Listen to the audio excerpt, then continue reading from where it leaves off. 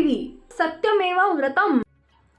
शिवसेनेचे खासदार संजय राऊत यांनी पुन्हा एकदा भाजपवर जोरदार निशाणा साधलाय। काँग्रेसचे नेते पृथ्वीराज चव्हाण यांनी भाजपचे दिवंगत नेते गोपीनाथ मुंडे यांच्याबाबत एक मोठा दावा केला होता। या संदर्भात आता शिवसेनेचे खासदार संजय राऊत यांनीही गौप्यस्फोट केलाय। गोपीनाथ मुंडेंचा भाजपमध्ये छळ झाला होता असं त्यांनी म्हटलंय। गोपीनाथ मुंडे काँग्रेसमध्ये येणार होते। पृथ्वीराज चव्हाण मुख्यमंत्री असताना गोपीनाथ मुंडे आणि काँग्रेसचे ज्येष्ठ नेते अहमद पटेल यांच्यात गुप्त बैठका झाल्या होत्या। काँग्रेस अध्यक्ष सोनिया गांधी यांनी गोपीनाथ मुंडे यांच्या पक्षप्रवेशाला आणि अटीला मंजुरी दिली होती असा गौप्यस्फोट पृथ्वीराज चव्हाण यांनी केला होता।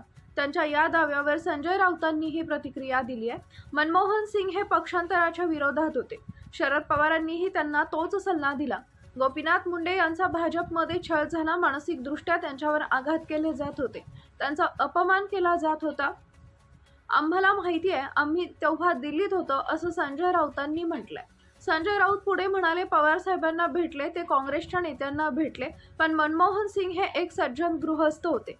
त्यांनी अशा प्रकारच्या पक्षांतराला विरोध केला होता, त्यामुळे त्यांना सल्ला दिला होता, तुम्ही आहे तिथंच थांबा। ते काँग्रेसमध्ये आले असते तर कदाचित त्यांचे प्राण वाचले असते असंही संजय राऊत यांनी म्हटलंय। अरे इडियट म्हटलं तरी आक्षेप घेतात। यावर आधारित एक चित्रपट देखील आहे, त्याला पुरस्कार देखील मिळालाय। राहुल गांधी यांनी अंधभक्त आणि एडिटर म्हटल्यावर त्यांना नोटीस आली। राहुल गांधी यांना जर नोटीस आली असेल तर हा सरकारचा मूर्खपणा आहे। ज्या सरकारच्या ताब्यात संसद आहे त्यांचा हा मूर्खपणा आहे असंही संजय राऊत म्हणाले।